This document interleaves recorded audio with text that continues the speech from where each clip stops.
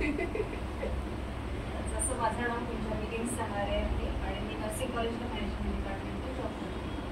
तर आम्ही जे म्हणजे जो टर्न केला तर त्यावेळेस आमच्याजवळ फक्त 15 दिवस होते आणि टर्न करायचा होता.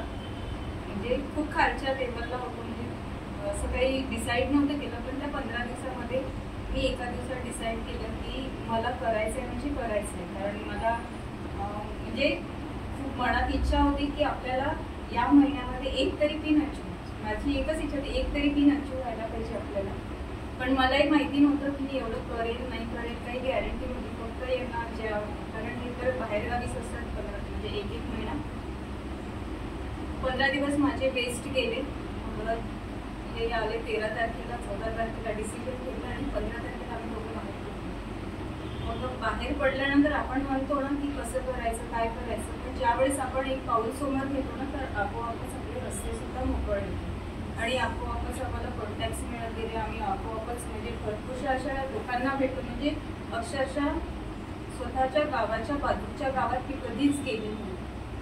पण त्यावेळेस म्हणजे माहिती नाही कुठला हिंमत आली आणि अनोळखी लोकांसोबत तरी माझा असा कुठलाच कॉन्टॅक्ट नव्हता. आता घरातली लोक म्हणतो ना की बाहेरची लोक एकदाच समजून घेतील, पण घरातली लोक आपल्याला कधी समजून घेत नाही. त्यावेळेस ज्यावेळेस मी निघाली तर माझ्या मनात पण डाऊट होता की मी जेव्हा घरातल्या लोकांना सांगितलं खरंच ऐकतील का माझी भाऊ वगैरे. तर ज्यावेळेस मी इथे तळेगाव हरी म्हणून आहे, मी त्यावेळेस तिथे गेली. खूप मुश्किलने, खूप हिंमत करून घरी प्लॅन दिला सर. त्यावेळेस प्लॅन देता देता म्हणजे त्यांना आवडलं. माझ्या भावाने मला भरपूर प्रश्न केले की खरंच असं होते का, याचं एक पॅटर्न असते, हे असते, ते असते. मी म्हटलं हो पॅटर्न असते सगळं. मग याच्यावरती ते त्याचे इन्ग्रेडियंट्स लिहायला पाहिजे होतं, मग का नाही लिहिले. मग मी त्याला समजावून केली की का बरं इन्ग्रेडियंट्स नाही, कारण ते दुसरं कोणी बनवायला नको, त्यासाठी तिथे इन्ग्रेडियंट्स नाही लिहिण्यात आले. म्हणजे मी त्याला खूप समजावून सांगितलं. मग मी त्याला एकच म्हटलं की तुझी इच्छा काय समोर तुझं आहे. मग शेवटी त्यांनी नाहीच घेतलं, पण मी जे सांगितलं ते दुसऱ्याला समजलं आणि त्यांनी ऑर्डर केली. आणि जेव्हा त्यांनी यूज केला त्याचा रिझल्ट खूप छान आला. त्यानंतर मी बाजूच्या गावामध्ये गेली, माझ्या बाबांशी मित्र होते, त्यांनी अक्षरशः मला सांगितलं की शेती हा धंदा म्हणजे अक्षरशः काय म्हणतात त्याला, जुवा आहे. म्हणजे ऐकून घ्यायला सुद्धा रेडी नव्हते. मग पहिल्याच दिवशी मला असं वाटलं या माणसाने मला असं म्हटलं गड्या खरंच घेतील का, म्हणजे एवढा मोठा माणूस मी म्हणजे त्याला हे करू शकेल का. मी 5-10 मिनिटं शांत राहिली. मग मलाच माहिती नाही काय सुचलं. मग मी त्यांना काय म्हटलं, तू असेलही कदाचित काका म्हटलं, पण मला तुमचं नाव सांगितलं म्हणून मी इथे आली म्हटलं तुमच्याकडे. तर माझं असं म्हणणं आहे की बोलण्यावरती विश्वास ठेवण्यापेक्षा म्हटलं की स्वतः म्हणजे चेक केलेलं बरं असते म्हटलं. तर माझं एक लाईव्ह डेमॉन्स्ट्रेशन पण आहे आणि जेव्हा आपण नजरेने बघतो म्हटलं तेव्हा आपण विश्वास ठेवायला पाहिजे. आता तो विश्वास तुमचा ठेवायचा की नाही ठेवायचा हा तुम्ही ठरवा, पण मला फक्त 2 मिनिट द्या म्हटलं. मग ज्यावेळेस मी घाईघाईमध्ये त्यांना डेमॉन्स्ट्रेशन दिलं, त्यांना समजून सांगितलं, सगळं झालं की काका अक्षरशः चक्क बघत राहिले. त्यांनी लगेच त्यांच्या मुलाला बोलवलं. मुलाला बोलवल्यानंतर त्यांनी 1 नाही 2 बॉटल घेतल्या एका वेळेस. त्यांना रिझल्ट पण खूप. आजही मग मी म्हटलं आता इथे माझी थोडीशी हिंमत वाढली की आपण प्लॅन प्रेझेंटेशन देऊ शकतो, म्हणजे आपल्यावरच्या लोकांना आपण सांगू शकतो. मग अशा सासरी कधीच सांगितलं नव्हतं, पण मी सासरी गेली, माझ्या दिरांना सांगितलं. माझ्या दिरांना म्हणजे सासऱ्यांना त्या गोष्टी पडल्या आणि त्यानंतर मग त्यांनी एक प्रोग्राम अरेंज केला पंचायत समितीमध्ये. मग बहिणी म्हणे आपण तिथे प्लॅन प्रेझेंटेशन, तर पूर्ण गावासाठी त्यांनी प्लॅन प्रेझेंटेशन ठेवलं. तर तेव्हा मी तिथे गावामध्ये 50 लोकांमध्ये प्लॅन प्रेझेंटेशन दिलं आणि त्या गावात म्हणजे अनुभव असा आला की त्या गावात एक व्यक्ती वापरत होता. जेव्हा तो वापरत होता तर त्यावेळेस त्यांनी म्हणजे कोणालाच नव्हतं सांगितलं त्यांनी की मी वापरते म्हणून, आणि तो व्यक्ती सुद्धा त्या दिवशी प्लॅन प्रेझेंटेशनला बसलेला होता. गावातली लोक नेहमी त्याला म्हणायचे म्हणते की तुझी अशी कशी पराठी चांगली दिसते, म्हणजे तू कुठलं औषध वापरतोस, तर कधीच सांगितलं नाही म्हणते, कधीच नाही. मग ज्यावेळेस माझं प्लॅन प्रेझेंटेशन झालं, सगळं झालं, मी प्रश्न विचारले त्यांना, तुम्हाला काही डाऊट असेल तर विचारा, हे पण विचारले. तर त्यांनी मला काय सांगितलं, म्हणे हे अपसाईट आहे ना, तर मी म्हटलं हो. तर म्हणे मी वापरलाय. तर सगळ्यांनी जसे आता तुम्ही बसलेले आहात ना, सगळ्यांनी मागे फिरून बघितलं की म्हणूनच म्हणतो म्हणे की याची पराठी अशी कशी चमकते. मला तिथे इतकं जोरगाणी हसायला आलं की मी म्हटले बघा, मग मी त्यांना बोलली, मी म्हटले काका जेव्हा आपल्याकडे एखादी चांगली वस्तू असते तर ती जर आपण दुसऱ्यांना शेअर केली तर आपल्या याच्यात पण काहीतरी फरक पडतो म्हटलं. तर आपल्या जवळ जर चांगली असेल तर थोडंफार तरी तुम्ही सांगायला पाहिजे होतं. आणि आजच मला सकाळी त्यांचा मेसेज आला माझ्या धीरांचा की वहिनी खूप म्हणजे खूपच फायदे झाले मला म्हणे त्याचे, आणि यावर्षी परत आपल्याला दुसऱ्या गावामध्ये प्लॅन प्रेझेंटेशन करायचं आहे. म्हणजे स्वतःहून आज त्यांचा मला मेसेज आला. मी म्हटलं ठीक आहे, काही हरकत नाही, कधी येतात म्हणजे मी म्हटलं आता शेतीची कामं स्टार्ट करत मी येते. म्हणजे असं करता करता आम्ही म्हणजे रोडवरती सुद्धा प्लॅन दिले, पेट्रोल पंपावरती सुद्धा प्लॅन दिले पावसामध्ये. त्याच्यानंतर आम्ही डिवायडरवर बसून शेतकऱ्यांना बोलून सुद्धा प्लॅन, म्हणजे त्यावेळेस आम्ही हा विचार नाही केला की हा आपला शेतकरी ओळखीचा आहे. आमचा फक्त एकच मोटिव्ह होता की शेतकऱ्यांना जास्तीत जास्त याचा फायदा व्हायला पाहिजे. कारण आज जी शेतामध्ये जी काही लागत आहे शेतकरी, तर त्या लागणीमुळे काय होतंय की कुठेतरी त्यांना जे उत्पन्न व्हायला पाहिजे ते नाही होत. तर कुठेतरी म्हणजे औषधामध्ये त्यांचा पैसा वेस्ट जात आहे, सगळ्या गोष्टी वेस्ट जाऊ आहेत. पण आपलं औषध असं आहे की त्यांना झिरो बॅलन्समध्ये मिळतं. त्यावेळेस आम्ही त्यांना पूर्ण बजेट करून म्हणजे कॅल्क्युलेशन करून त्या सगळ्या गोष्टी सांगितल्या. तर त्यांच्यात पण सुद्धा लक्षात आलं की खरंच आपल्याला हे औषध आपल्याला ₹0.